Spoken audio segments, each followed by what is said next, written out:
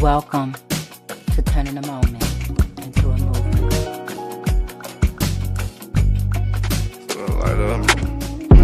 Just let the light of mine.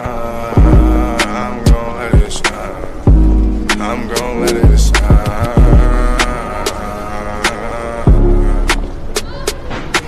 Just let the light of mine. Just let the light of mine. I'm gon' let it shine.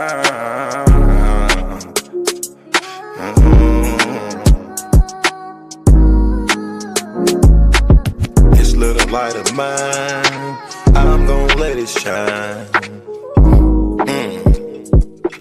I'm gon' let it shine. This little light of mine, I'm gon' let it shine. I'm gon' let it shine. Oh Lord, just let it shine. This light of mine, this light of mine. Oh Lord, would you please just let it shine. Take the drama out of my life. Oh Lord, every night, the pain ain't right. I wake up at night, I never sleep. 26, 10, and 7, that's just me. Every day I need a little seed. I need a little fresh air, man, I need to breathe. All I know is trauma, all I know is tickets. All I know is no visit, all I know is a mission to get straight up out of prison. Lord have mercy for it. Lord have mercy on my people.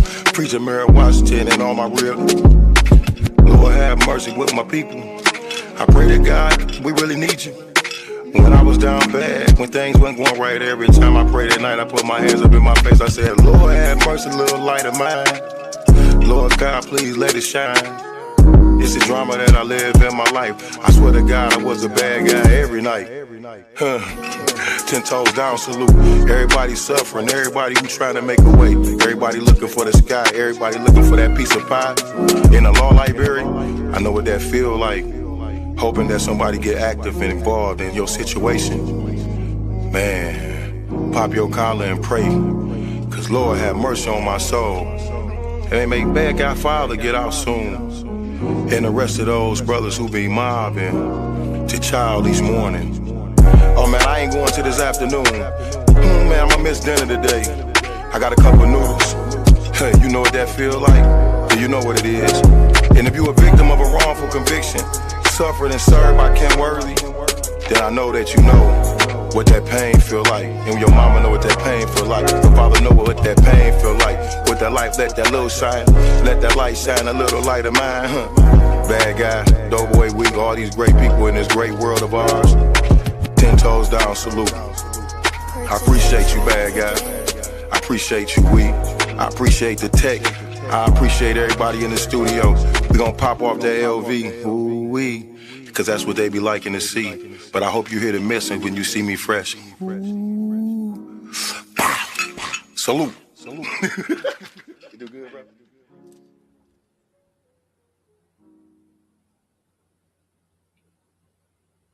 Greetings, everyone. It's been a minute. Hello, hello, hello, and welcome back. We're back to turning a moment into a movement. And I am J Love, your host. I want to say to Larry Donnell Smith, thank you for allowing us to use your song, just in case, because we get hit on it every time we use it, but we have permission. But yes, thank you, Larry, for allowing us to use your song. But yeah, we're back. And Turning a Moment into a Movement was created by me. But it was birthed when my son Gerard was wrongly convicted of a crime he didn't do, innocent, and he went to prison for that. And because of all the experiences I had and all the people I met on that journey, that's why we're here today. Our mission, turning a moment into I can't even say it. It's been a minute. However, turning a moment into a movement was inspired by the wrongful conviction of Gerard Haycraft and built from the urgent need to create a safe, empowering space for all who have been harmed by injustice. Our mission is to shine a light on wrongful convictions, over sentencing and neglect of those who are mentally ill and medically fragile within the criminal legal system. We are committed to uplifting voices, sharing truth, and advocating for those too often silenced. Through education, community organizing, and courageous storytelling, we work to disrupt the systems, policies, and patterns that fuels injustice, transforming awareness into collective action, and turning every moment into a movement for real change. That is why we're here. Thank you for joining us. So I know you guys like, it's Saturday at 5 o'clock. So yeah, we're like messing with the time a little bit. We're trying to change our time to see what's a good time to come on. So we're trying out Saturdays. And so thank you for joining us. And I'm going to bring on my partners in this. Trische Duckworth, Reverend Tia Littlejohn. Hello. Hey. How y'all doing? Guys, how are you? Blessed in spite of any mess. I know that's right. This is kind of, out in daylight. But they say sometimes you gotta pop out and show them. Yeah, Absolutely. it's cool. Yeah, so I think Reverend Tia's mic is muted. But anywho, while she's getting her mic on, Yeah, I'm just talking, saying, yeah, we are here. It's time. Them locks is locking, girl. Them locks is locking. Mm-hmm. Yeah, locking. Yes, looking good, sis. Mm-hmm. So it's been a minute, you guys. So let's catch up. Reverend Tia and Trische. I know Trische, you was at the Black Summit last week. So just fill us in about that. Let us know what happened. The Michigan Black Summit. Right, that's right. Last week in Benton Harbor, last weekend. How was it, Trische? First of all, this is my first year going. I have been hearing about it. I wasn't able to make it the last 3 years. When I tell you, like, for me, being able to be in an authentic space, right? And just be myself. Well, I'm going to do that wherever I go. Mm-hmm. But it was just to see a sea of us, right? To see something that was just for us, right? Mm-hmm. To talk about what's going on in our communities from the grassroots level to a legislative level to environmental level. I mean, like, there was no stone unturned. I gotta give a shout out to Trenton Bowen, to Deshauna, to Tracy, and the entire team. Anybody that had anything to do with the Michigan Black Summit, it was stellar. And the gala was off the chain. The gala was off the chain. If my child was out there on the dance floor, my child is a little socially awkward. So, but I think for her, it just was that good feeling. You know what I mean?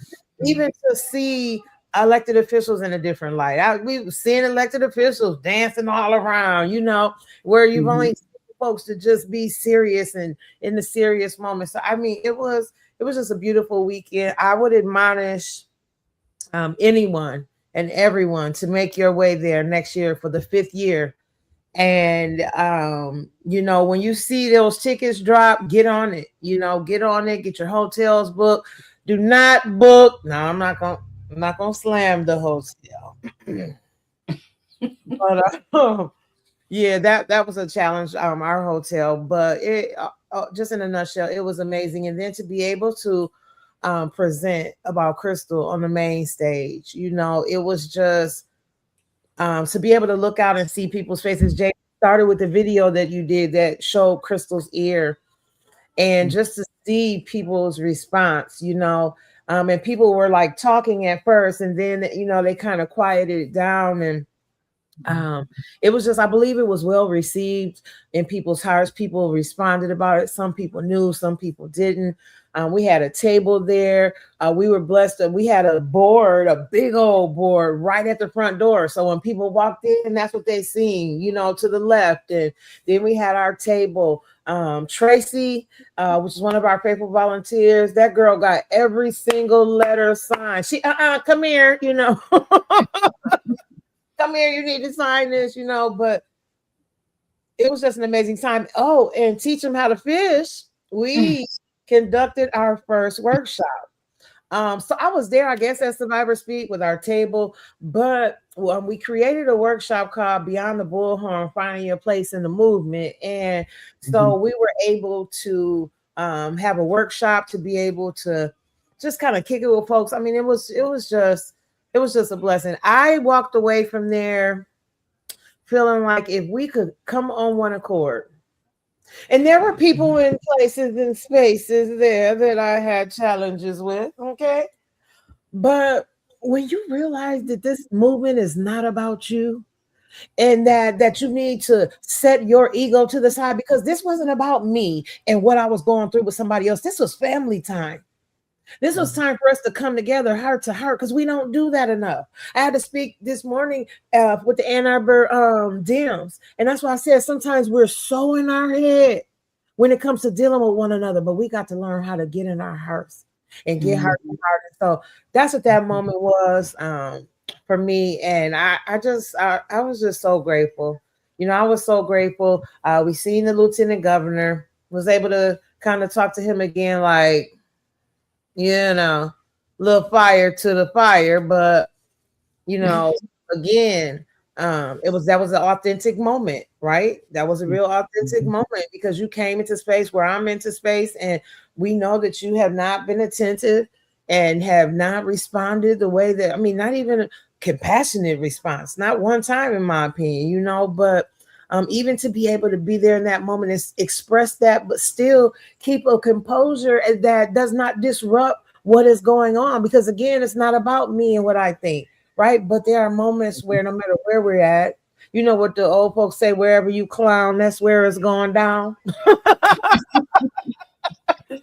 So yeah, it was so beautiful. I'm not going to talk, because I will be talking. There was so many great points, but what I will say, is that please make your way there next year, because it was phenomenal. It was a great time amongst us. It was a great time to even be able for elected officials to come into the space, elected officials and those that were campaigning to come into the space as well, and put their platform on the record. What you gonna do?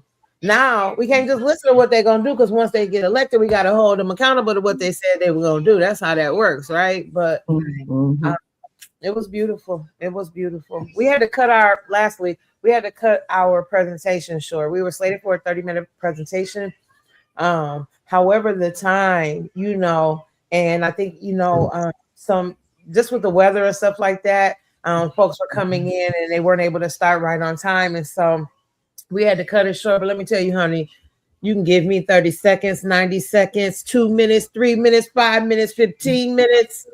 Okay, we are going to uplift our sister at all times, no matter what, no matter who don't like it, and I won't even say like it. I know that it was well received. We went right.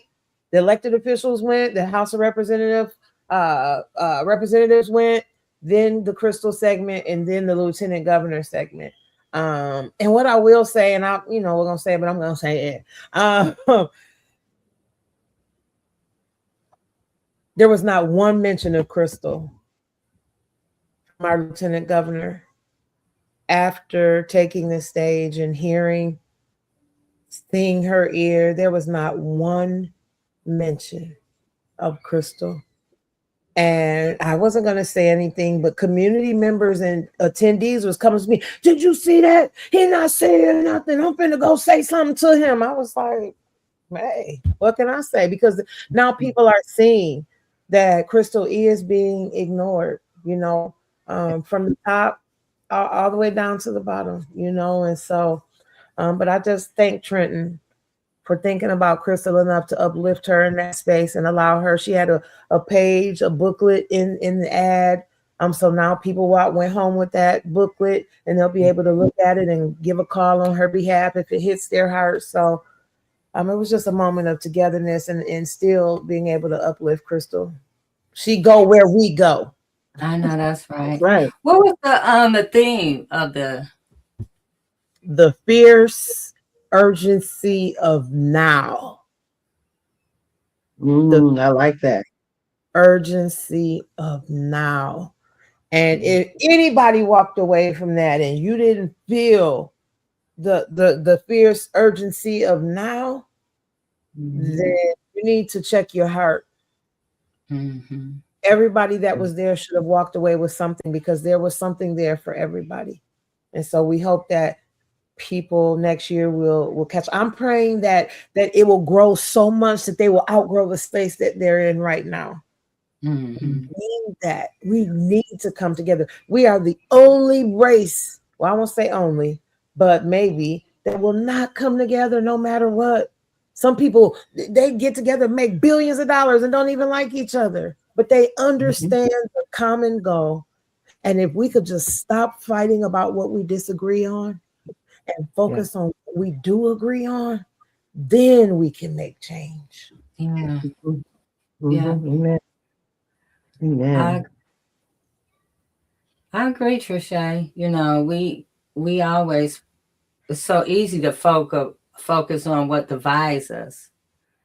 But what about what could bring us together, what we can all agree on and build off of that? Yes. And if we can do that, it would be amazing. Reverend Tia, what you been up to? Oh my goodness.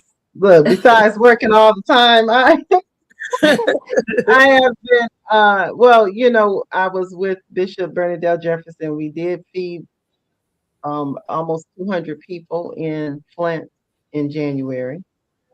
That was January 19th, and had an opportunity to minister to some of the people and just be there, not minister, but we fixed a huge meal and provide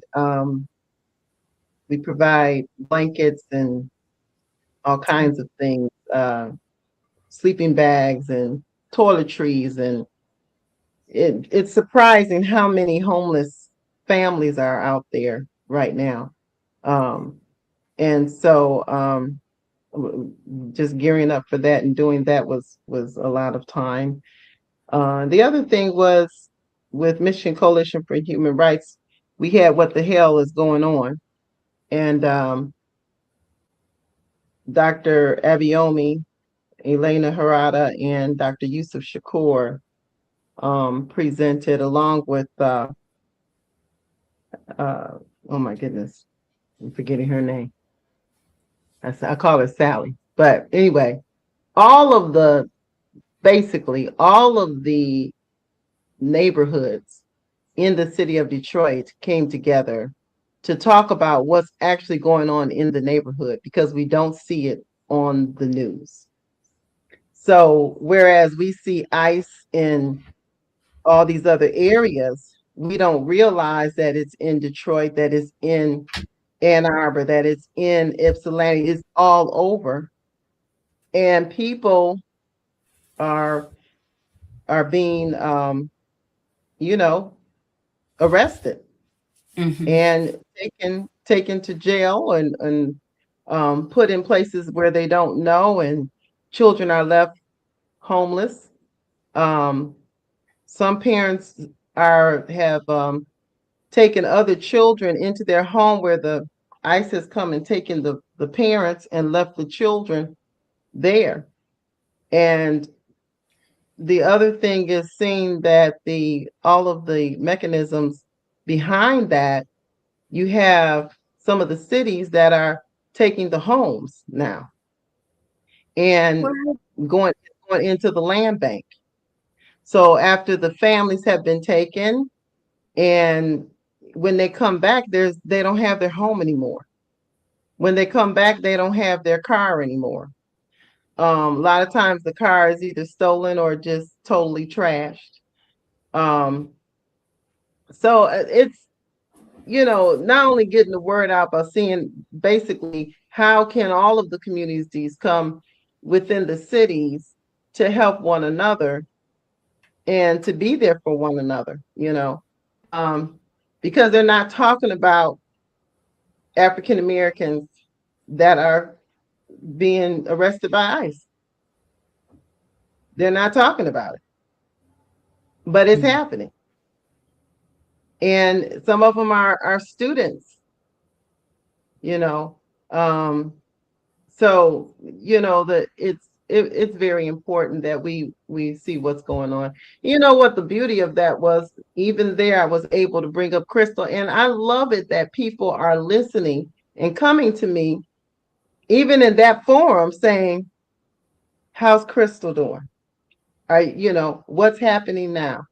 Are they making any headway? And it's important because we can't separate these narratives. We can't separate what is going on from our own lives. We may have our things that we're doing in our life, but we can't just say we don't have anything to do with what's going on and just carry on as usual. That disturbs me when people can just not care or not be interested or not want to hear, So I know that in spite of everything, every day, my prayer is, thank you, God, that Krystal's coming home. That's it. She's coming home. And not only coming home, but coming, getting the help medically that she needs and deserves. So I think everything is connected. Of course, I'll be more mobile soon. Had some car difficulties, but that's getting fixed tomorrow, actually. So I'm so happy about that. Yeah. But yeah, it's Brother good. Kelly, you was also telling me something about something that was going on in Detroit and some of your clients with the arrest. Yes, the arrest. So I work at a healthcare clinic and I do the analysis intake. for people when they come in. What I have seen is an uptick in what happens when people are arrested now. So, specifically in Wayne County. So instead of them arresting the person and taking them to jail, and this is where another way where we can see where things are connected. They arrest the individual and they take them to the hospital. And at the hospital, they tell them, so if the police say, they have a right to go ahead and petition them into the hospital, saying that the person wanted to kill themselves. And the person may not have said that at all, didn't have any intention or anything like that. So what happens is once they get into the hospital, then the hospital refers them immediately to another organization for inpatient care. So all of these entities, and this is what people need to see. They get paid. The hospital gets paid, and then once they get finished with the person, run their insurance and everything, they send them to mental health care or substance use care. One guy said, they even looked at me and said, "We don't know why you're here." But they assess them. So they assess them. That takes about 4 to 5 days. So they get paid for those overnight in that facility. And then they say, now you need outpatient care. So sometimes they're not even making it to court. And that person, once they're picked up, many times they lost their job or they lost work. They're away from their families. The car is impounded. You have all of these issues that are happening, but we've seen an uptick in that, which is really, really disappointing. And it's not, it is,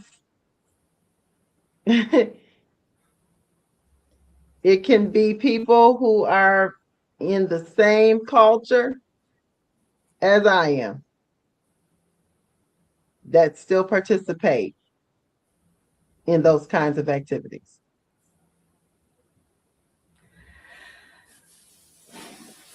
That's concerning that you can. It's kidnapping. Yeah. Take these people away for 4 or 5 days. And then they got to go through a whole, couple of weeks of a process before they can get back.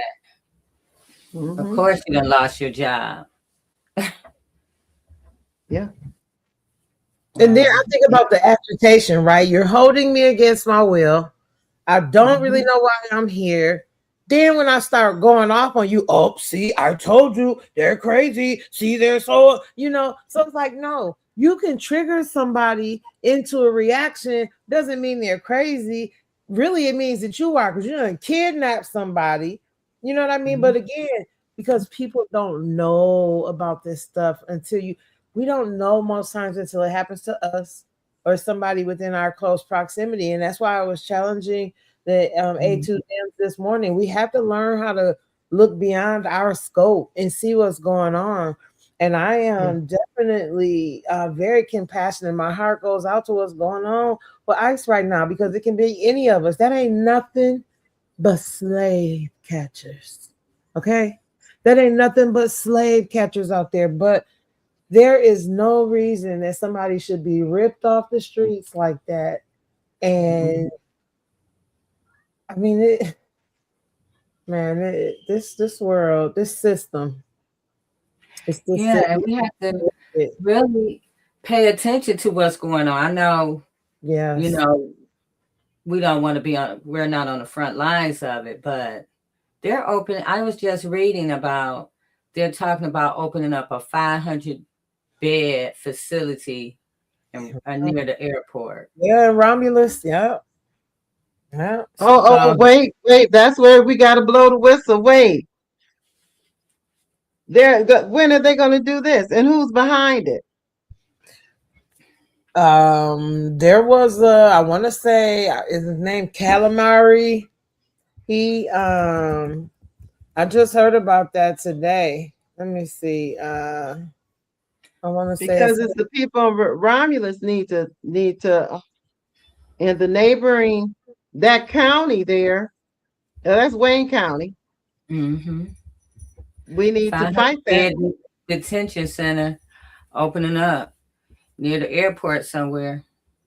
We don't need any more detention centers. They're not doing what they're supposed. We don't need any more. We don't need any of that. Right. And so when you see all these detention centers just popping up, it's and so I was listening to somebody and they were talking about like, they want to remove all these immigrants and everything. It's not that many of them compared to what y'all trying to do. So what is that going to spill over into our communities? And so have to stay alert. They're making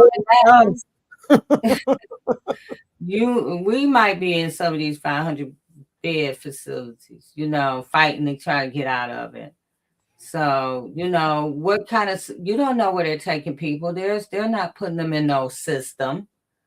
You can't call the police and find your loved one. You got to call them and try to figure out what they may or may not tell you, where they are. So it becomes a big search. So we have to start paying attention to this stuff. We're acting so far removed because it's not us right now.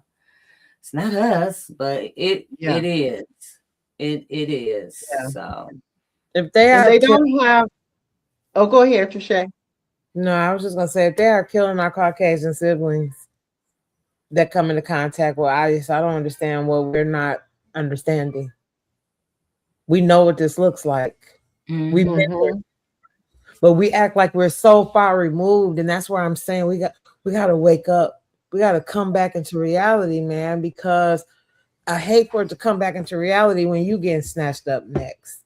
We don't know where this going. They just got some guy that wants to erase everything. What did he just appointed some guy. It's like the most racist, just white supremacists ever. Like these are the folks that are making laws right now, that are in positions of power. Y'all better wake up, man. I'm telling you. And I'm going to tell y'all what, if y'all don't wake up, when they start putting us somewhere they're going to put us, I'm going to tell them, take you first. Yeah. Hey, get them. Right. Right. You say, get them. No, because even the minister who was from, I think that was Second Baptist Church at the Dr. King ceremony that we were attended. He was talking about that the things that we should be focusing on: self-defense, learning how to use a gun, gardening, learning how to store your own food. Like these are things that we our attention span is just like this, right? And we on to the next thing. We might be shot for a minute. Tomorrow we on to the next big thing, but the next big thing should be paying attention to what's going on, and not only paying attention, preparing yourself mentally, spiritually, and physically. It's the time to quit eating all that crazy stuff and start taking care of yourself. Exactly. Exactly. Put that stuff down. Because you're drinking your water. You need to get you some good water. Good one. You need to start eating good whole healthy foods and put that sugar and stuff down. It's time now to get serious. We just been living carefree, just living life, and not saying that you can't live life, right? You still should live life, but also you should be equally concerned. Yes. And equally educate yourself and educate your family and having conversations, because if you want to just be prepared and be well-rounded and not so just out the loop, there's some calling. Now you calling everybody. What's going on? What they say? So we have to do better all across the board. They're trying, like, this is Black History Month, right? And we should give, like, educate ourselves. Like, there's a lot of stuff that I'm still learning Yeah. in regards to our history. So continue to educate yourself, because they're trying to erase all this stuff. They're taking down all kinds of stuff and getting rid of books. Come on now. Some of our parents and grandparents lived through the same type of behavior, and some of it is triggering for them because they live through and they understand what it is. We playing around with it, and they know. So right. We used to have papers to move around, or else them slave catchers was gonna be on your head. If you was going from one station to the next, if you didn't have your papers, that meant you was on the run, right? Tell me what's the difference. There is no difference, because our brown folks, Latino folks, they gotta have their papers. If they don't have their papers, if they can't present who they are, they're out of there. So I'm saying, we have to understand that if it happens to one of us, it happens to all of us. And I think we need to do that across the board with many different things: wrongful convictions, what's going on with Krystal, what's going on with ICE. My heart, what's going on with ICE, but doggone it, we can't do nothing about that as much as we can do something about what's going on locally. Has to be on what we can control. We cannot control what's going on in the federal level. And if we don't have strong Congress folks that are going to push back, we definitely don't have any power on that federal level. But if we on a local level, I don't care what T-Rump is doing. I don't care. As Jane Elliott calls him, T-Rump. I don't care what T-Rump is doing. What are we going to do? What mutual aid are we going to introduce? How are we going to take care of people that can't eat? If you don't help take care of your community, they're going to be busting in your house. Hello. That's right. That's saying whoever feeding you, that's who owns you. So we got to have a plan. Yeah, we should help each other. And we got to know when we are feeding the machine, and look at how we spend our money, so that we're not feeding into these organizations that are contributing to our own demise. We got to recognize when we're feeding something that's against us, and how that, these, even the prisons and the detentions facilities, all of that is backed by a corporation. And some of the ones that they tried to put in other places, they decided not to do it because corporately they felt the push.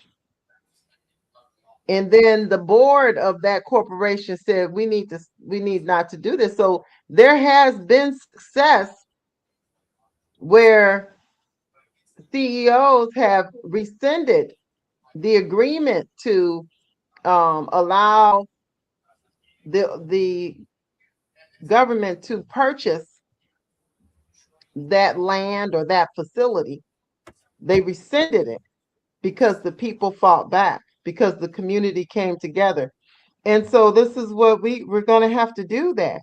In the closer, Romulus, that's close. We gotta fight where we can, and take our families back, and stop going places by yourself. Out there at night by yourself, not having any protection. We have to be more conscious and aware.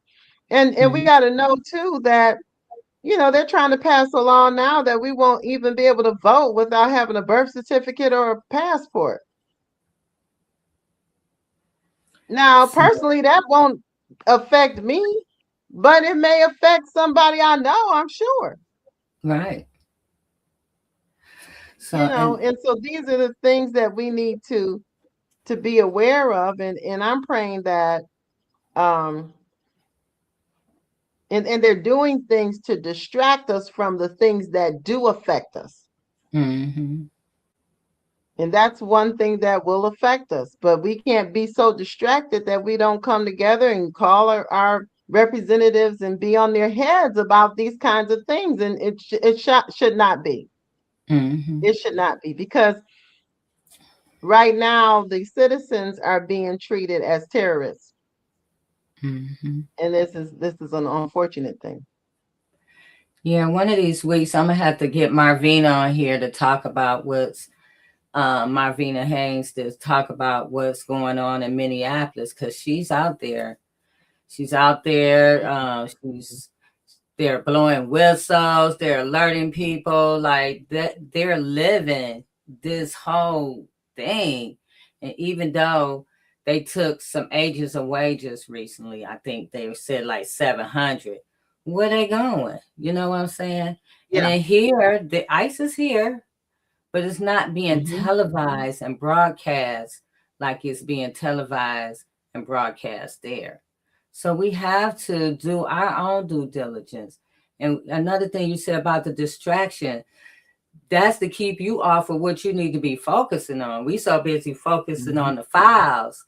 You got to get your IDs and stuff together and make sure you have a birth certificate, because Yeah. the closer they get to election time, the harder it's going to be to get in all this stuff. You better believe it. Hmm. So, um, and even, things are going to change. It's not going to be the same way. And so we have to be like open our minds to know that things are changing. And things are Yeah. also changing for the good too, because people are coming together.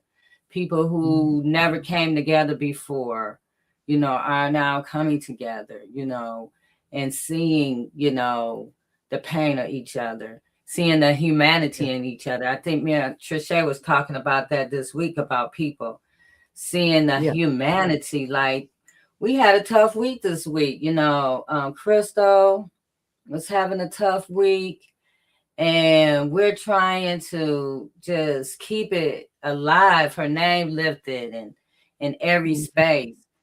And that's hard sometimes, especially when you have Mhm. people backdooring you or belittling you or whatever the case, something always going on in the background. Yeah. So with that being said, sometimes I'm looking back like, where is the humanity? Where's the Mhm. humanity? How can you see somebody suffer like that and not That's true. feel for them? The first thing comes to your mind is what she do. You know, should it Mhm. matter what she did? Should anybody be treated that way? Anybody. You know, we can't even treat pets in the way that they're treating these women, how they're Mhm. feeding them, how they're caring for them, how the medical care is shabby, all of this stuff. So when you hear these things, when, we're talking about it's freezing in there and they're telling us it's 80, it's 80? It ain't even 80 in my house, but it's 80 in that prison. But when we're talking to Krystal, I'm hearing it. I can hear the call. I hear the tears. It's one Yeah. thing that, for me, I'm hearing all the distress, not only with Krystal, it's other women that's talking in the background that we hear talking or may talk while we're talking. So you're Mhm. hearing this distress from people, and then somebody want to gaslight you with it's 80 in there. Okay. Mhm. Mhm. That don't mean we're backing down, because we know she's cold. We know she's freezing. Mhm. So, Yeah. um, where is the humanity? Where where is the care? Where is the empathy? And that's what we need and on every level, not just for Krystal, even for each other, even for our neighbors, even for our family members, to see the humanity first Yeah. before you see judgment, before you see all these other things that keep you from seeing this is a human. Mhm. The more you disconnect to people's humanity, the more you look at them that's they're less than and you treat Right. them less, and you talk Mhm. less, you talk down, and we're all one traffic stop or one, you know, mistake for being in the Mhm. same place in the That's right. in that moldy, cold building, you know. So Mhm. we had to start looking at people like that with compassion for not only even for yourself. I guess if you Yeah. can't see compassion for some, you can't even see compassion for yourself, then you can't even see That's right. compassion for others. When you're not loving yourself, you can't love others. So, or see the love in others, or see love because you don't even love your own dang on self. That part. So, Yeah. we just, that's accountability too. We had to take Mhm. that as we go on in this series that, we're going to be talking about accountability and action these Yeah. months going forward. We also have to see not only in systems but within ourselves, Mhm. because if we don't take accountability for our own selves and our own how we show up to people, how are you going to ask somebody else to be accountable on how they're showing up to you? That's right. This stuff That's that's right. going on really is a reflection of what's going on with us. It's horrific, it's big, but also we have to look at ourselves. And I think that's one Mhm. thing that we have a hard time doing is looking at ourselves. Yeah. Yeah. And seeing the person as us, you know. Um, anyone who talks to Krystal or sees her and can't identify, then I question their own humanity. Mm-hmm.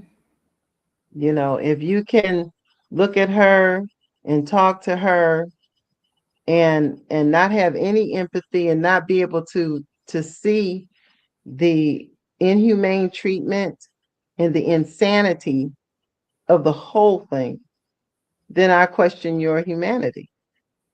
I mean, that means I don't, are you a human being?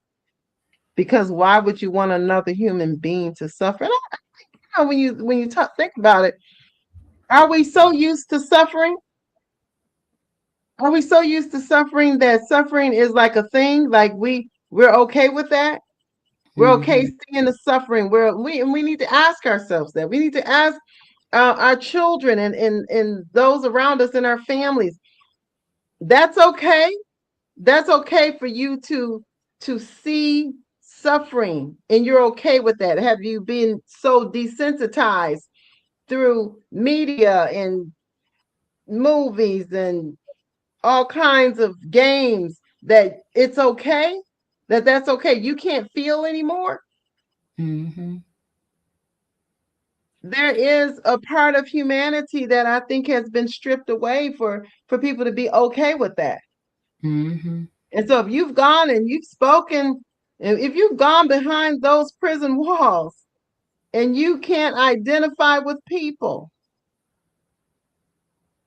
I've even been to prison walls, behind prison walls in Texas, and ran a camp, a 1-day camp.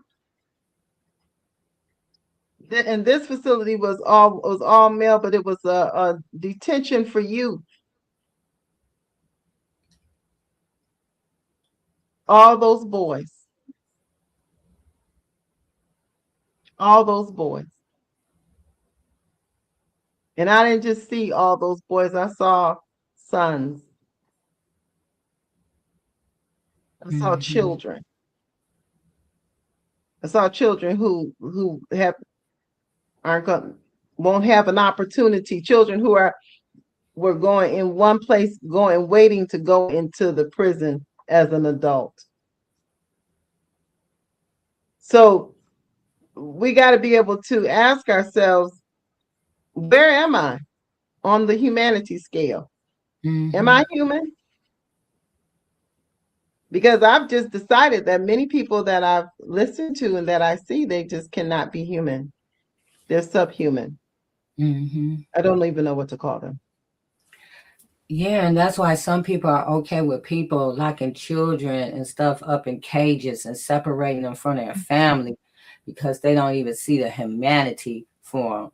And even when I look at some of these ICE people running around here, especially the ones that look like us, you run around here being ICE for real.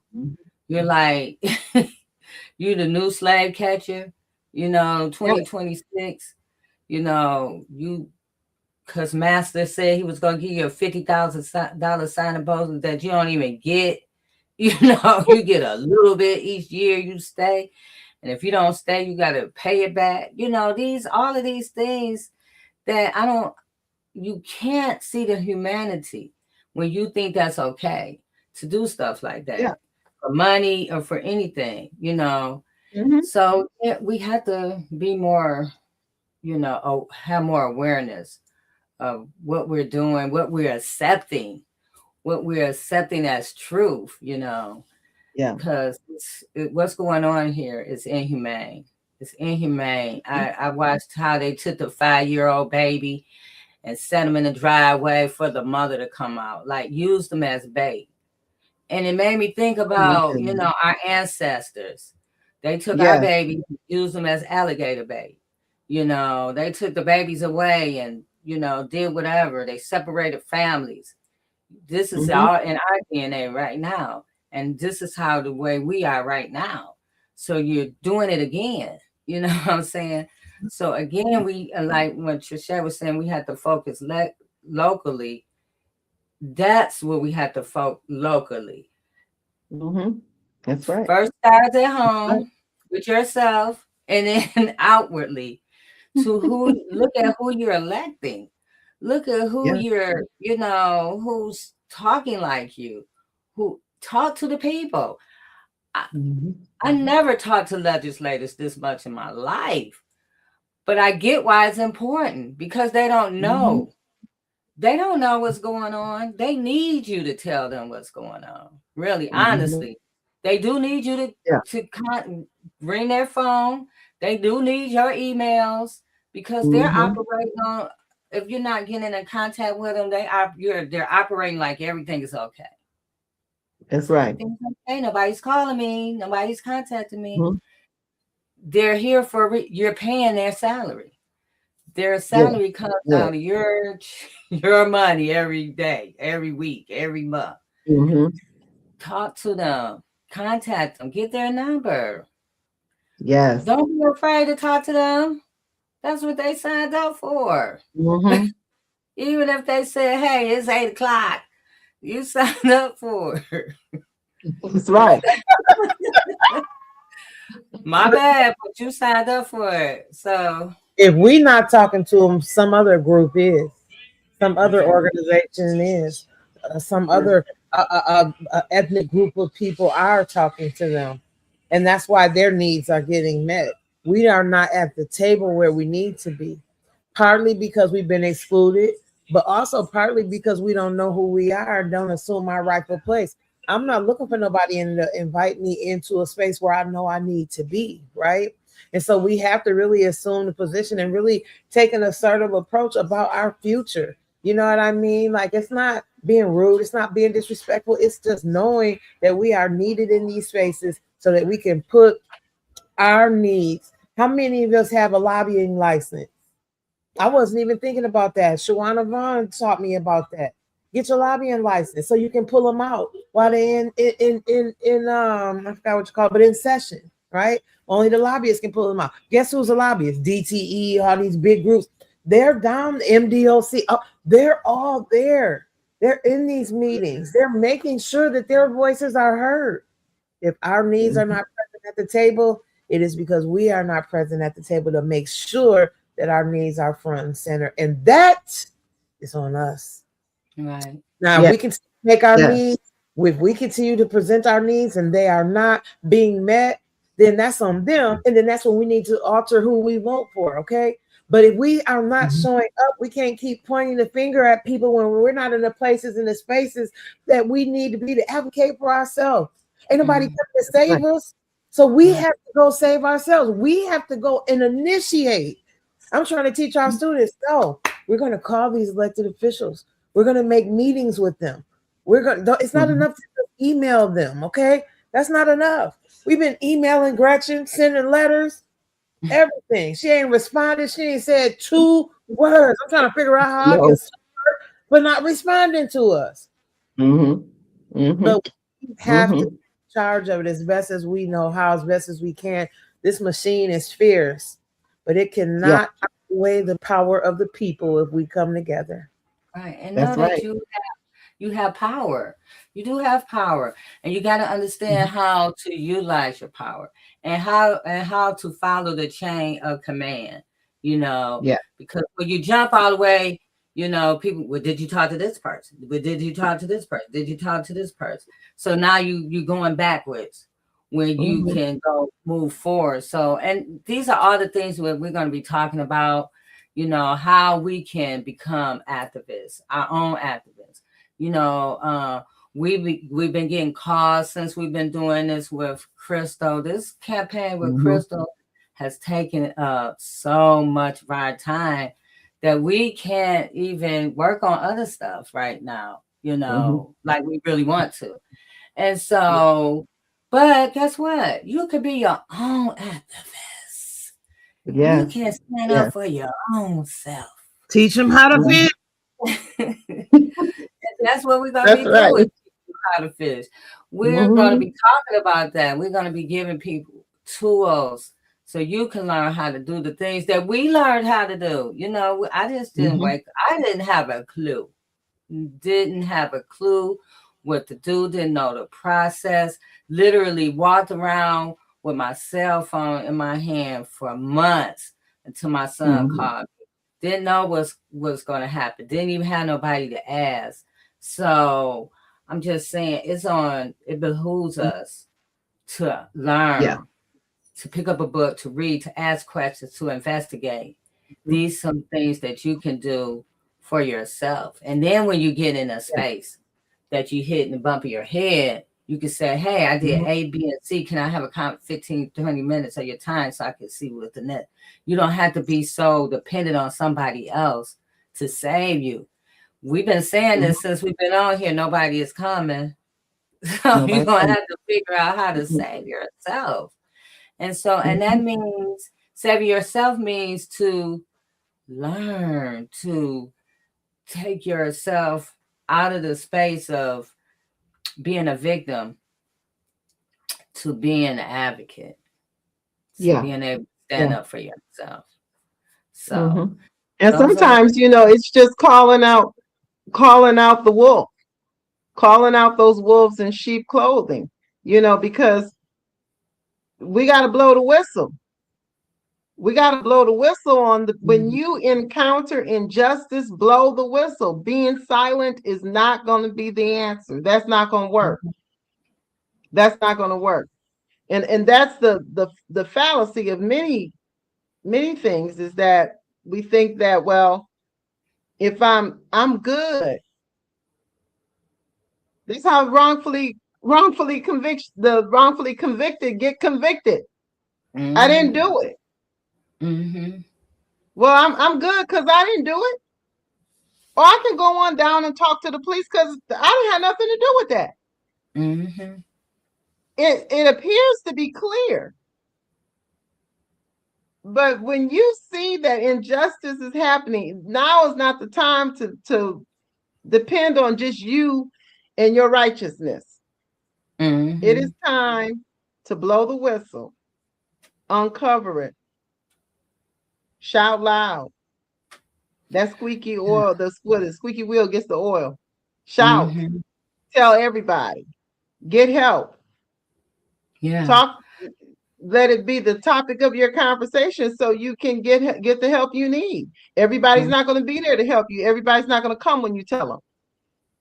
So many, you said something that's so true, Rabbit Tea, because on this journey, and you was there with me from the beginning, Rabbit Tea, so many people said, I never tell my story.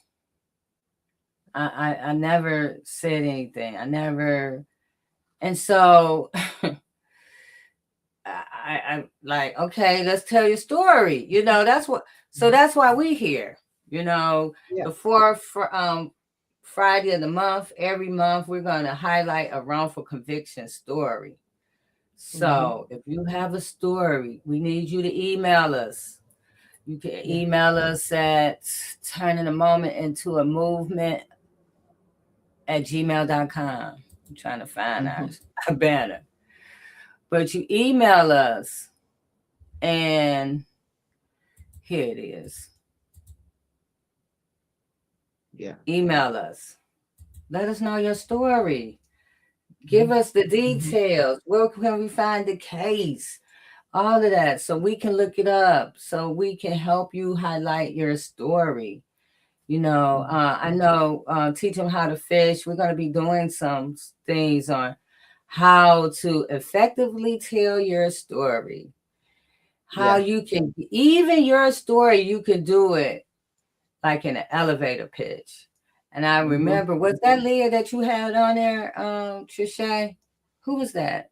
That was Bridget Brown Jackson. Amazing. She was amazing. How she was telling us how to tell our story. So we're going to be, you know, teaching that, because sometimes you get lost in the story. You want to tell so much. You might not have time to tell that much. You might have 5 minutes to try to get somebody's attention.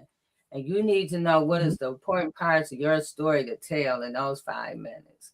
So we're going to have some workshops for that too, as well. You know what I learned from you and Trische was, don't let nobody else tell your story. You got, and doesn't mean that nobody else can, is that you got to get the right people to be able to tell your story. Don't just allow somebody else to have the control over telling your story, because they may not say it right. They may not give the right information, and they may have underlying motives that we have seen. So I can't wait for these workshops. This is so necessary for our community, because it's a survival technique. Yes. I see Larry watching us on Instagram. Yes, we have to know how to tell our stories, because if somebody going to change the narrative, your story to their narrative, then your story all messed up, because you never stood up and tell your own thing on stage. Tell your story. People are ashamed. I had encountered that, you know, in this journey. Like, people was telling me, like, I couldn't do what you was doing. You know, I don't even want to like think about it, because it's just so much. And that's what happens. We don't want to talk about it. We don't want to think about it. And the cycle continues to happen.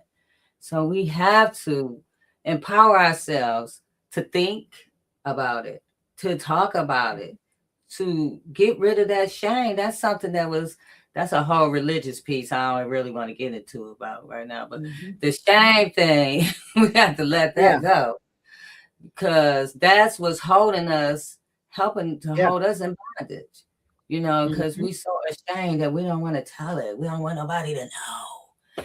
And so we have to do all these things to empower ourselves. That's how we're coming for 2026, you know, and we're going to highlight the wrongful conviction stories as well. But we also want to teach you how to be more empowered to tell your stories and to help yourself and help your community, help your family. You know, it can't be all on one person. It takes all of us, really, honestly. Those people in Minneapolis, it's a lot of them. You know, they all out there blowing their whistles and out there running the street. It's going to take all of us for change. It's not going to take one or two. It's going to take everybody doing something, showing up some kind of way.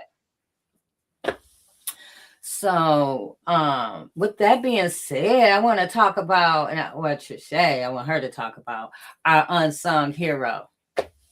Mm-hmm. Yes. You caught me with a chocolate chip. Oh, my bad. All right. Look, I was asked to do a piece on an unsung hero for this church program, and they didn't even play it at the program, but I ain't gonna say nothing about that. Mm-hmm. But I started looking at people, and I'm like, where am I looking? I already know who my unsung hero is. And so now I'm going to, I know who my unsung hero is, but you might not know. So I'm going to introduce my unsung hero to you. Jay, take it away. Good afternoon. During Black History Month, we often honor names that history's already decided were worthy. Dr. King, one of my personal favorites, Harriet Tubman, Malcolm X, Rosa Parks, and rightly so. But today, I want to honor someone whose name may not yet be in the textbooks, whose story is still unfolding, whose courage is not celebrated enough. Today, I want to honor my unsung hero, Krystal Denise Clark. An unsung hero is not someone who seeks recognition. It's someone who stands firm when the cost is high. Someone who tells the truth even when it is dangerous. Someone who keeps breathing hope into a world that keeps trying to take their breath away. Krystal Clark is that kind of hero. Krystal is a Black woman who is currently incarcerated at Women's Huron Valley Correctional Facility. Let me be clear. She is not a statistic. She is not a file number. She is not an inconvenience to the state.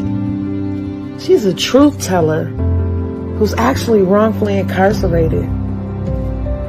Krystal's had the courage to speak out against the conditions inside that facility. Conditions that include toxic mold, medical neglect, and systemic abuse. And instead of being protected for telling the truth, she's paid a heavy price for it. Her health is deteriorated. Her body has suffered. Yet her spirit is not broken. That is Black history. Because Black history is not only something that happened centuries ago, Black history is happening right now. In prison cells, in hospital beds, in courtrooms, and in the voices of Black women who refuse to be silenced. Krystal reminds me of the women who came before her. Black women who spoke the truth and were punished for it. Black women who were called difficult when they were actually brave. Black women whose bodies were treated as expendable, but whose voices changed the world anyway. What makes Krystal my unsung hero is not just her suffering, it's her humanity. Even while fighting for her own life, she still advocates for others. Even while in pain, she still shows compassion. Even while being ignored by systems that are designed to protect her, she has not stopped demanding accountability. That kind of courage does not come from comfort. It comes from conviction. And here's the truth we don't talk about during Black History Month. Many of our heroes were considered troublemakers while they were alive. Many were dismissed. Many were criminalized.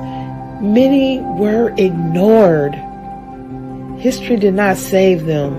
Their courage did. Krystal Clark may not yet have monuments or holidays named after her, but make no mistake, she is doing the work of history. She is reminding us that Black women deserve to live, that incarcerated people are still human beings, that silence is not neutrality, it is violence. Krystal is my unsung hero because she teaches me every single day what it means to fight with integrity, to love with courage, and to speak even when your voice shakes. So today, during this Black History program, I ask us to expand our understanding of who deserves honor. Let us honor the living. Let us honor the overlooked. Let us honor the women who are still fighting, still breathing, still believing. Krystal Clark, you are seen. You are valued. You are history in the making.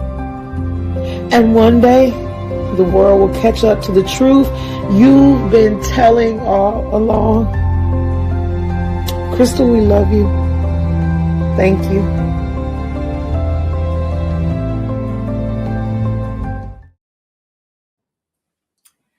Yes.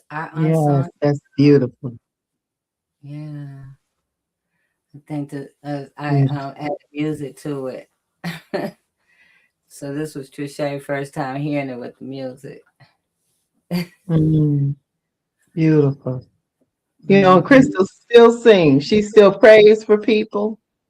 She Mm-hmm. still sings. She's still trying to lift up others. That is so true. Mm-hmm. All of it. I Amazing. call Krystal and she'll be praying for me. Like her, I mean, she'll call me and she praying for me. She's like, oh, I hear it in your voice. You know you now. I'm like, okay. But yeah, to add on to Chris, as we are right here, we want to ask you guys to join us. Mhm. There's going to be an oversight committee hearing, public hearing regarding the conditions at Huron Valley and also the condition of Krystal Clark. This is going to be February the 24th at 9 a.m. in the Capitol Building, room 352. We're asking that you get there early because I was told the seating is limited. And for those who can't watch it, can't be there physically, you will be able to watch it live on the www.house.mich.gov. The closer it's to the event, we will have a definite link, and we will probably have it posted on all our pages and on Krystal page, and for you to watch it live. But we're asking all of those that we want to fill that room up on that day. Not with activists and concerned people, even if you have a loved one that's in Huron Valley. Mhm. We want you to attend this hearing. You know, the more people that show up, the more accountability that we can have. Accountability can only happen if you stand up. You have to stand up. And so we have this opportunity. This doesn't always happen. So we have an opportunity to go there and listen to people who have been impacted by what's going on there. And so we're just asking for all of you guys to stand with us that morning, to be in Lansing, to get there early. And we got students coming. We have, well, of course, we're going to be there, but we just want everyone to be there to witness this. Trische.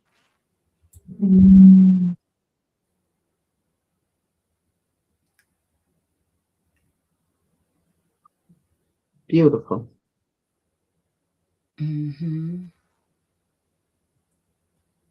Beautiful. This is a lot. So this hearing is going to be big. we have been working with, talking to some legislators. I'll say it, Trisha, because Trisha always catching it. So I'll say it. We we have been in a group chat with some legislators for a minute. I don't want to say how long, but it's been a long time. And me and Ravitia, they had something here in and so me and Ravitia, we ran up on this legislator, Lori Pahasi. Mhm. And we talked to her and we found out we had something in common. And that common thing was MDOC. And so she was all ears. And Yeah. so the more things that we would do and advocating for Krystal, we would share. We were sharing it with her as well. Shay was sharing stuff, I was sharing stuff. And so next thing we know, this one lady stood up and asked for this public hearing. Sometimes it only takes one.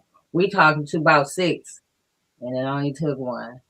So I don't know what all it entails to get this done, this hearing done, but I'm so grateful. I talked to her last weekend while Trisha was in Benton Harbor, and she was so excited to talk on the phone to Krystal. You would thought I gave her $1 million the way her face lit up when I said Krystal is calling.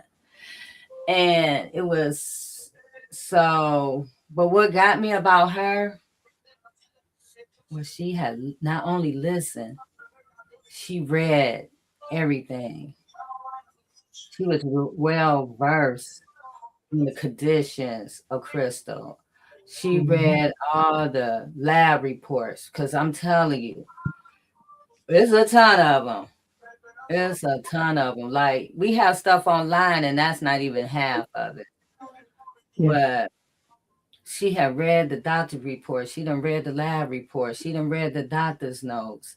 So when Krystal called, she was talking to her like, she'd been talking to Krystal for, as long as we had. And Right. that showed me that she had humanity.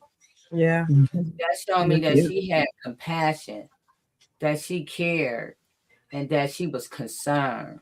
And a lot of times that don't happen. We'll have conversations with people and they hadn't even picked up or read anything that we sent or Yep. read an email or know what the doctor said or anything. Mhm. They asking us, what they say again? Can you get us now? Can you get? We done sent it.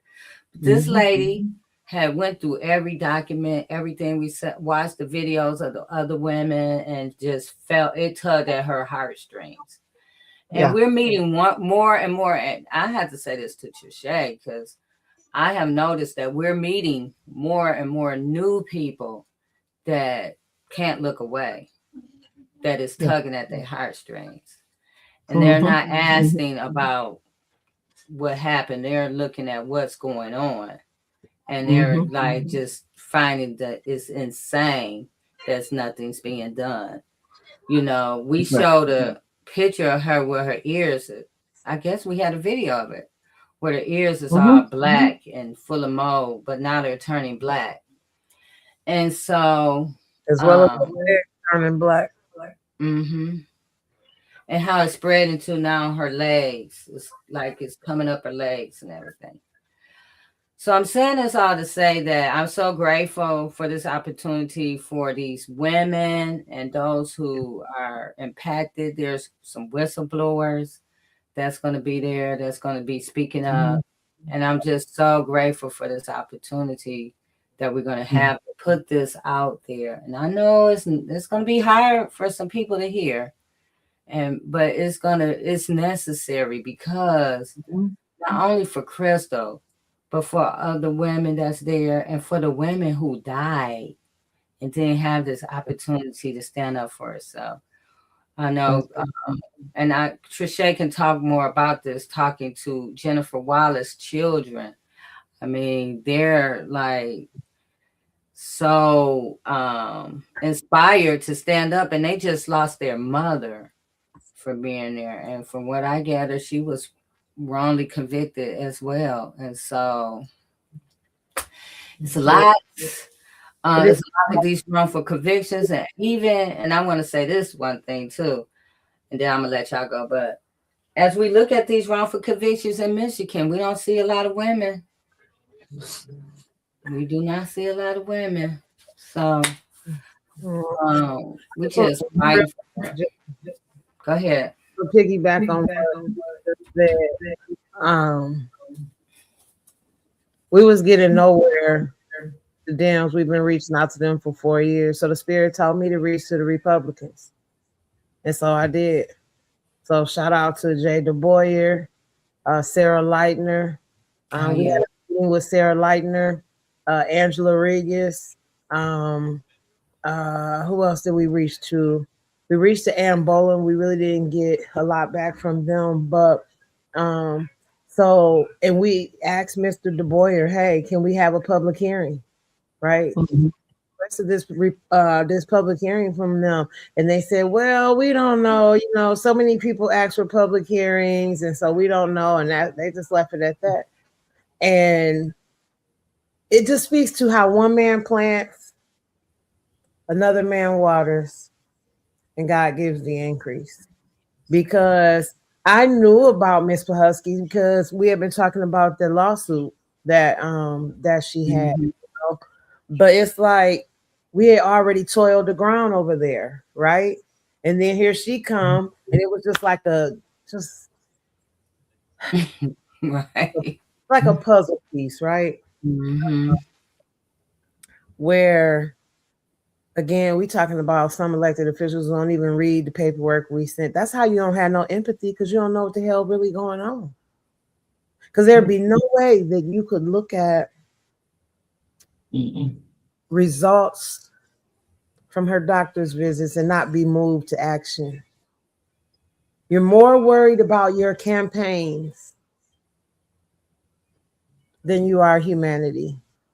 Mm-hmm. The gaslighting for me it's just unbelievable that you can gaslight on what we all know is true. This is no longer me and Jay talking and other people, advocates. This is their own building report talking. That shows everything that is going on in that building, not just that building, all across MDOC. The conditions that caused Krystal's sisters, who are now in heaven, Miss Gail Gibson, Mary Tops, Sandra Lane, Bobby Joe, Angela McQuarrie, Angela McConnell, Miss Goomer, Dorothy Morris, Donna Kojo, Ava Simpson, Teresa Dunlap.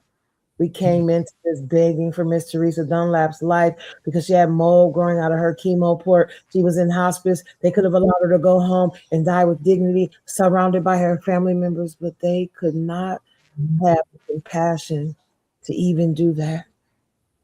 Jennifer Wallace. I looked at our list. The last entry on our list was from Jennifer Wallace's children, crying out because they didn't know what to do for their mom. And then a few days later, or maybe in that next month, she passed away. Mary Williams. I know there are more names, but these women have died either due to those conditions or they died in those conditions. Either way, it makes their death something to me that equates to a crime. Yeah. Yeah.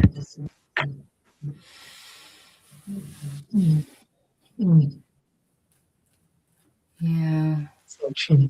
Yes. Yeah. And I think what we've witnessed too recently, Jay and Trische, is that when you say you have compassion for somebody or you have love for somebody, that's really an action word. Mm, And I think as of late, we've witnessed more people that are taking action to move things along. But I think we need to let people know that we see you when you say you're going to do something and you don't do it. We see you when you are more worried about your constituents than you are looking out for those who you serve. And now is the time we're going to be putting people on notice. We see you. We see your action or we see your inaction. We see who mm, you are. We see who you pretend to be. And from this day forward, like Trische had mentioned earlier, now is the time for action. Justice now, not justice tomorrow, not justice next week, justice now. mhm. And that begins with us. Yeah. And so we recognize, and I pray that those who are listening begin to recognize, call out injustice, and recognize those representatives who are more concerned about their constituents and their image than really taking care of business.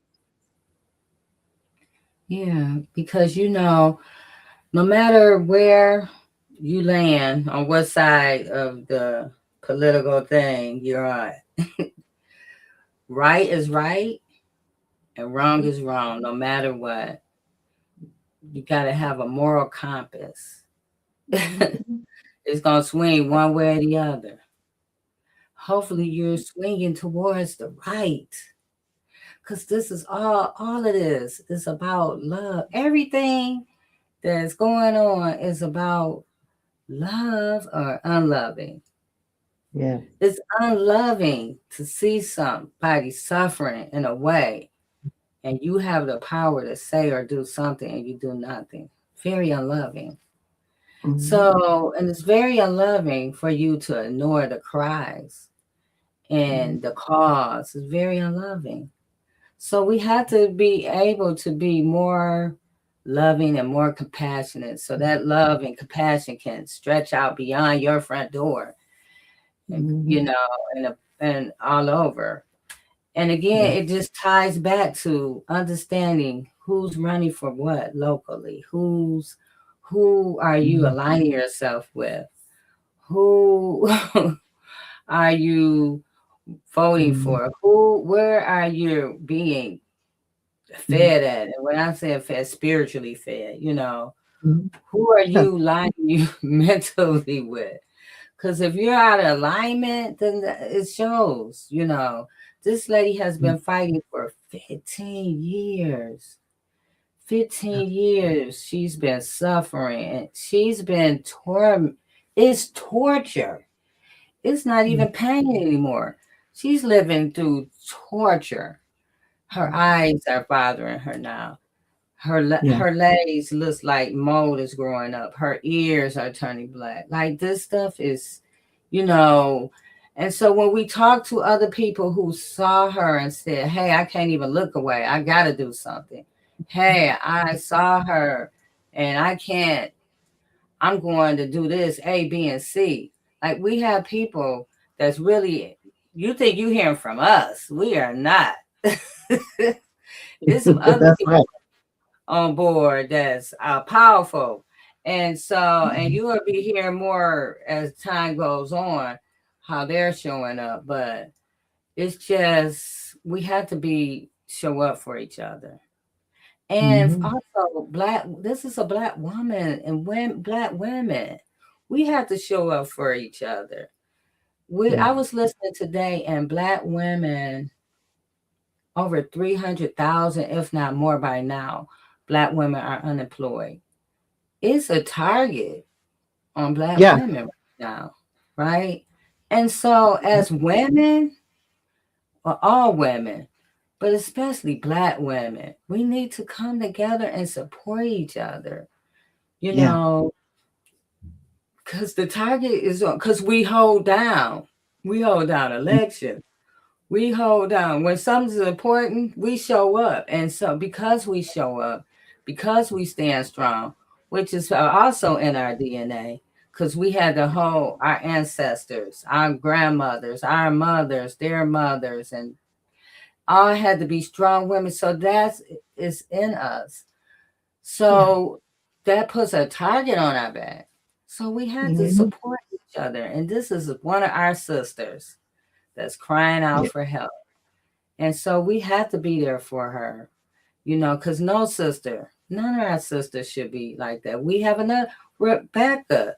Her whole eye exploded. Because why? Mm. She was in that mold infested building. And that mold tortured her eye until her eye literally exploded. Yeah. Now she doesn't even Mhm. have that eye anymore. And in her Mm. lungs, the same mold that Krystal tested for that's in her lungs and her ears, 70% of her lungs is filled with that same mold. She's not the only one. Some of these ladies are too afraid to speak up Yeah. because they can't take the retaliation. It's Mhm. fierce. It's hard. Mhm. But Krystal is doing it not just for herself, for everybody that's Yeah. has been impacted by it. Mhm. So I'm just saying, guys, show up, help us support her. We have a link tree. If you can't Mhm. support physically, there's a donation link that you can Mhm. go and support Krystal. And some of the meds, like, they won't give her Benadryl. So she's literally like scratching herself to death, Yeah. you know. Mhm. So, or they told her, I think one of the things, and Trische, correct me if I'm wrong, they told her that she had to go buy it herself.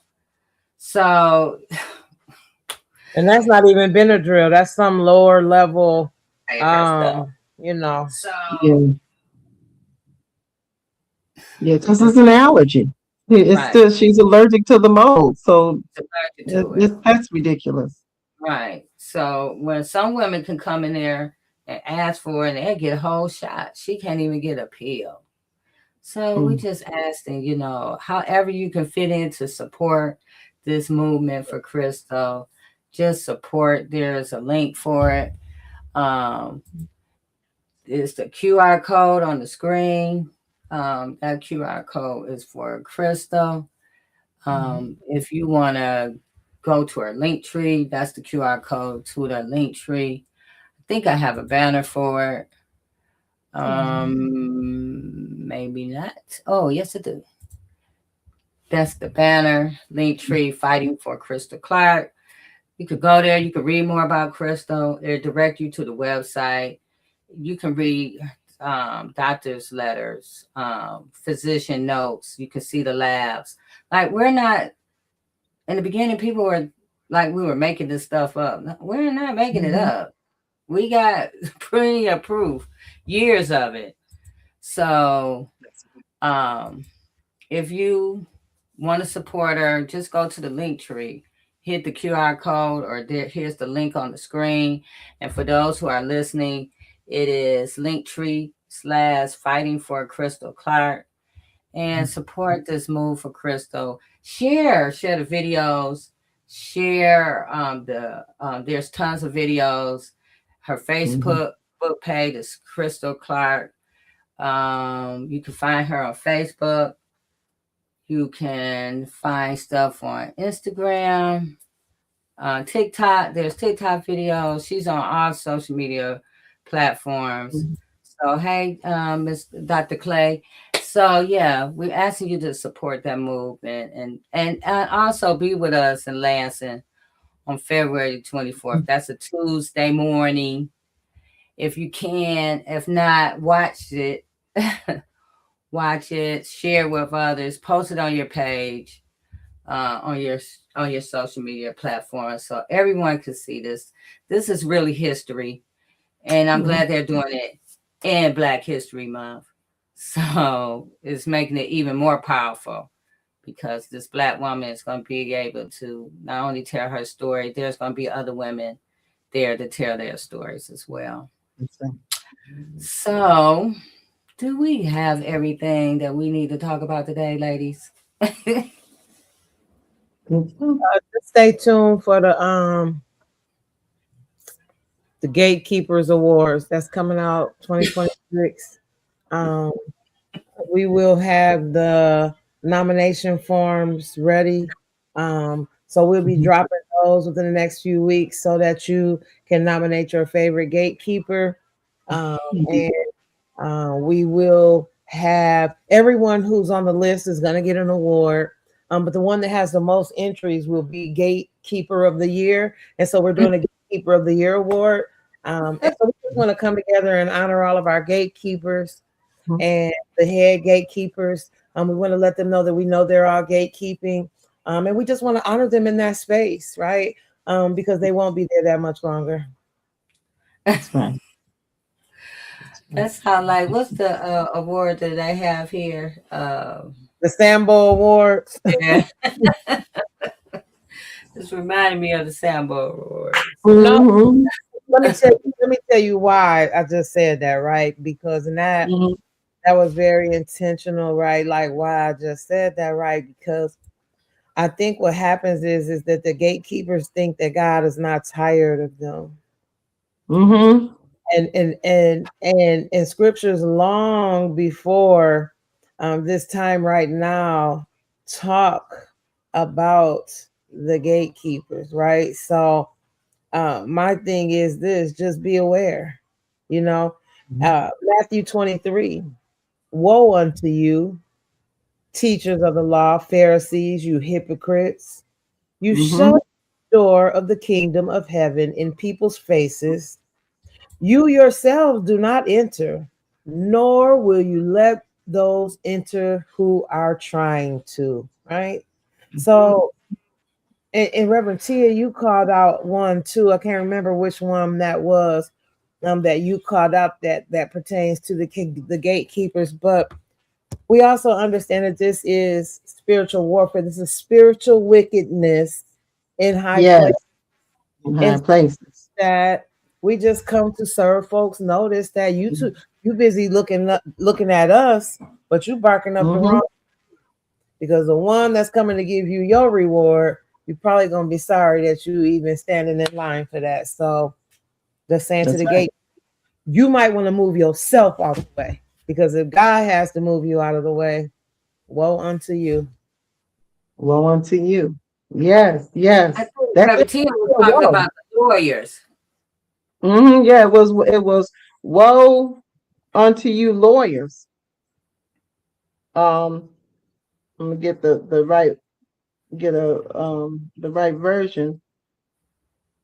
Because you lay men with burdens, grievous burdens to be borne, but you yourselves touch not the burdens with not even one of your fingers.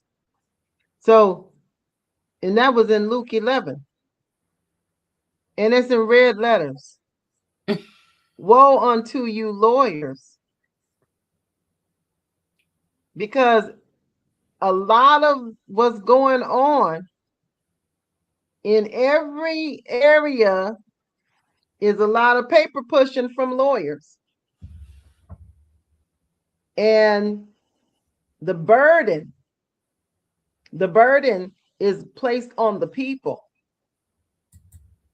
And those who are having the burdens, the lawyers don't get it. We're going to do a show on that too, because not just a show, we're going to teach on that, because Trische and Jay have encountered so much. And I'm talking about working day after day after day, dealing with lawyers and how they change up. They change what's going on. They change their conversation. And then you don't find till later how much they are actually getting compensated and how little goes to the people who have suffered.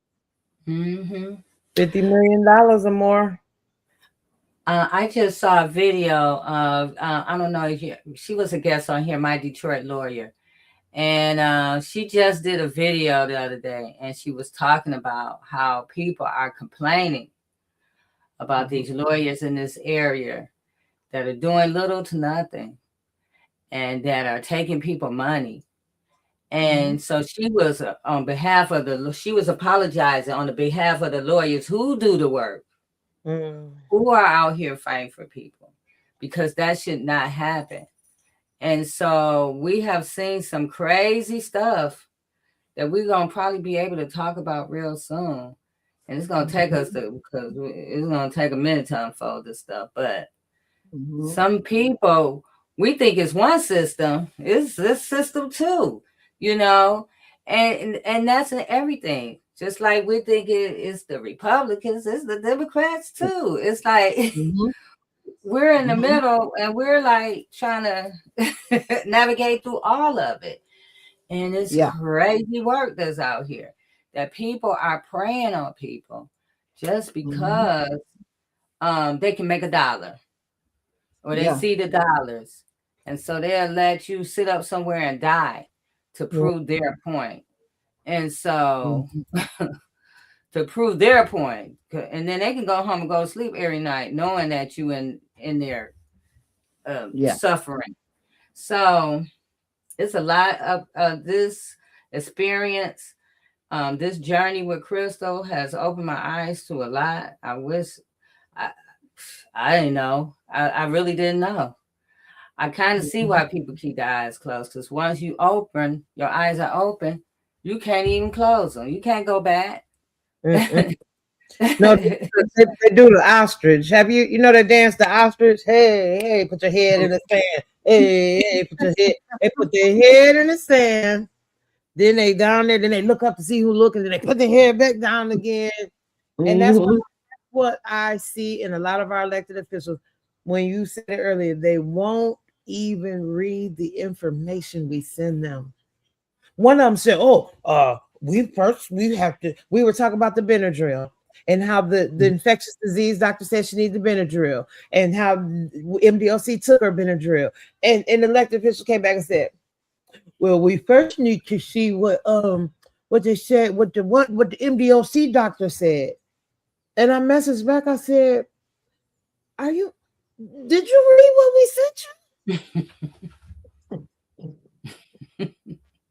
we sent that what 2-3 weeks ago. Even reading the information, and you want to know why? Because once you read it, now you're accountable. So you think, but you're accountable once we told you. Whether you read it or not, you don't gotta read it. We read it, and we told you, and we dropped it in your lap. And you not doing anything is okay. Because like I said, even with the gatekeepers, it's okay because God is still moving. With or without you. With or without you, the work is being done. But what you will not do is stand in the way of what God is doing. So there it is. And we don't got to argue with you. Now, we will set the record straight when God tells us to, right? And scandalize my name. No, they scandalized it. They scandalized my name. You know what though? It hurts so bad though. Let me just sit in that it hurts that people will be all in your face calling you this. Oh, sis this and sis that and sis this and sis that. You calling me sis, but the whole time you setting me up for the sneak this. Yes. You know, but it's okay though, because at the end of the day, we all got to pick up our cross. So you can talk about us all you want, but what you will not say is that we stop, because we will not stop. We can't stop, and we won't stop. We doing our job. Now you go do yours. You don't want to hear from us? Then do your job, because as long as you're not doing your job, you're going to hear from us. Now, you might not hear from us directly, but you will see the move of God at our fingertips. Watch this miracle spring forward. That's all I got to say. Watch the miracle. And then humble yourself in the presence of God. You know, there's a boomerang effect when you think you throwing something out for somebody else, and then does a turnaround and come right back your way, What's that? so Pointing, Mhm. pointing finger at somebody else. How many point back at you? So, That's right.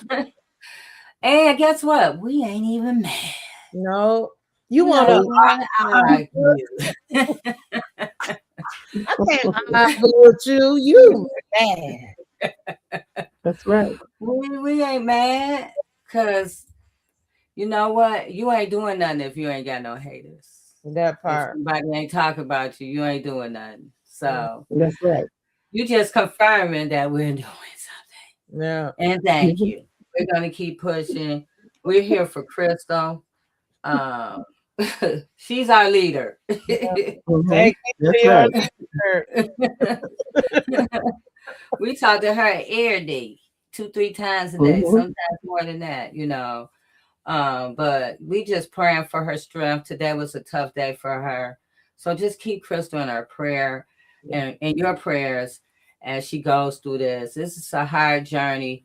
And I can't even imagine one day being in her space, but 15 years of being in that space. Yeah. Um and she and even though it's hard, she's excited as well. She's Mhm. excited about the things that's going on. Some new fresh stuff is happening, and we Mhm. just, we're just excited. So again, go to the link tree. I still have the QR. I didn't even know the QR code was still up there, but the Mhm. QR code is still there. And yes. And for those who are listening, is Fighting for Krystal, Linktree, Fighting for Mhm. Krystal. And so I think that's it. If you guys don't have anything that's going on, that's happening, that's coming up, but we'll see you. We're gonna see you again soon. I don't know if it's gonna be next week, but we just popped in to let you know we back. It's gonna be Yeah. on the Saturday for a minute during this time. See how it works out.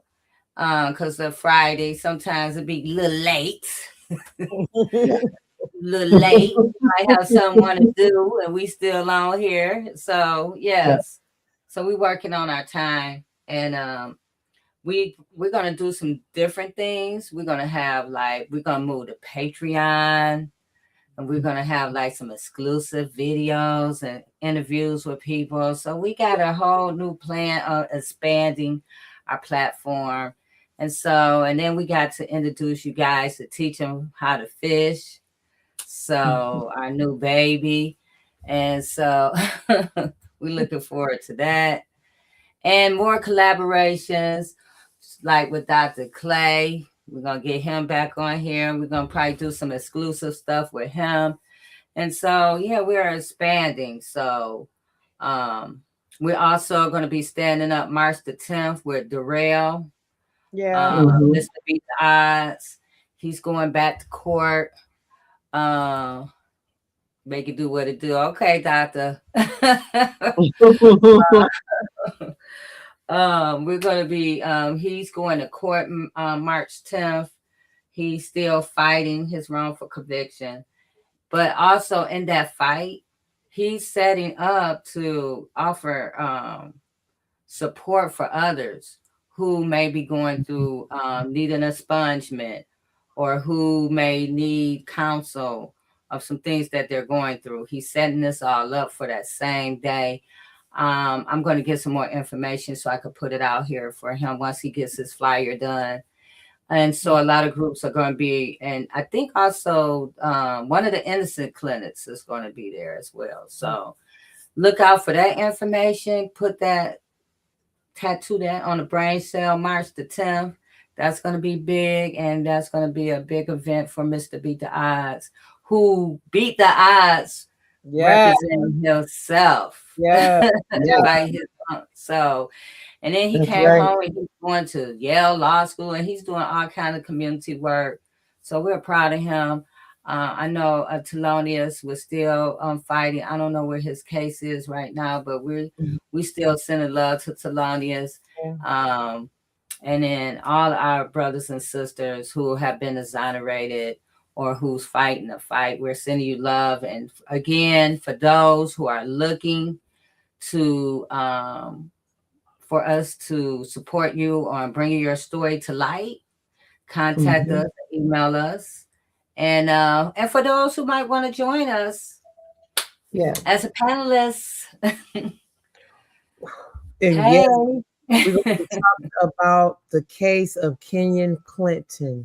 Yes. Clinton is out of Macomb County, where a prosecutor actually admitted to him on the phone that they had faulty witness ID. The witness actually said that they had a mask on. I don't know how in the world you can ID somebody with a mask on. And so, we just have to be careful with these systems. And if they make mistakes, then they need to be accountable. If that's in fact what happened, which we will be playing the tape right on air so you can hear it for yourself. It is a travesty. And so stay tuned for that. He also has a court date coming up, March the 13th. March the 13th. March the 13th. Okay. So we'll be getting a flyer out about that as well. So stay tuned. And we're going to have some new people that's going to be on the platform that's coming to talk with us and share knowledge. So I'm just saying, share this with your loved ones, share this platform, subscribe.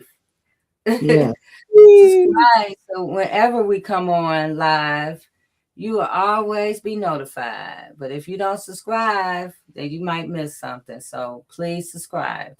So that's it for tonight. Welcome back, everybody. We look forward to seeing you. My birthday's coming up on a Friday this year, so we won't be here that Friday. we will be here. And thank you for joining us, and we'll see you soon. Oh, and don't forget, February 24th, 9 a.m.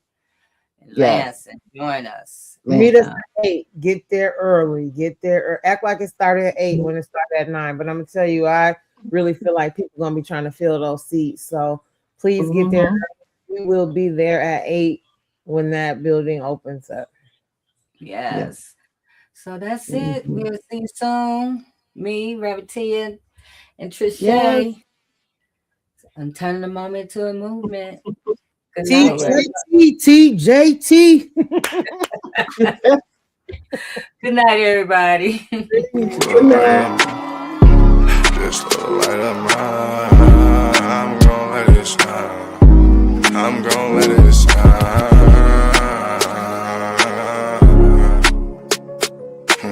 Just the light of mine. Just the light of mine. I'm gonna let it shine.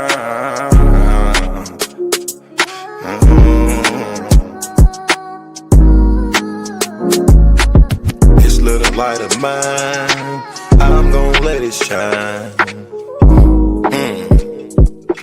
I'm gonna let it shine.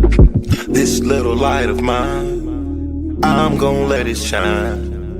I'm gonna let it shine. Oh Lord, just let it shine. This light of mine, this light of mine. Oh Lord, would you please just let it shine. Take the drama out of my life. Oh Lord, every night the pain ain't right. I wake up at night, I never sleep. 26, 10, and 7, that's just me. Every day I need a little seed. I need a little fresh air, man, I need to breathe. All I know is trauma, all I know is tickets. All I know is no visit. All I know is a mission to get straight up out of prison. Lord have mercy for it. Lord have mercy on my people. Preacher Mary Washington and all my real. Lord have mercy with my people. I pray to God, we really need you. When I was down bad, when things weren't going right, every time I prayed at night, I put my hands up in my face. I said, Lord have mercy, little light of mine. Lord God, please let it shine. It's the drama that I live in my life. I swear to God, I was a bad guy every night. 10 toes down, salute. Everybody suffering, everybody who trying to make a way. Everybody looking for the sky, everybody looking for that piece of pie. In a law library, I know what that feel like. Hoping that somebody get active and involved in your situation. Man, pop your collar and pray. Cause Lord have mercy on my soul. And they make bad guy father get out soon. and the rest of those brothers who be mobbing to child each morning. Oh man, I ain't going to this afternoon. Man, I'ma miss dinner today. I got a cup of noodles. Hey, you know what that feel like? Do you know what it is? And if you a victim of a wrongful conviction, suffered and served by Ken Worthy, then I know that you know what that pain feel like. And your mama know what that pain feel like. Your father know what that pain feel like. With that light, let that little shine. Let that light shine a little light of mine, huh? Bad guy, Doughboy Week, all these great people in this great world of ours. 10 toes down, salute. I appreciate you, bad guy. I appreciate you, Week. I appreciate the tech. I appreciate everybody in the studio. We gonna pop off that LV, ooh-wee, cause that's what they be liking to see. But I hope you hear the missing when you see me fresh. Salute.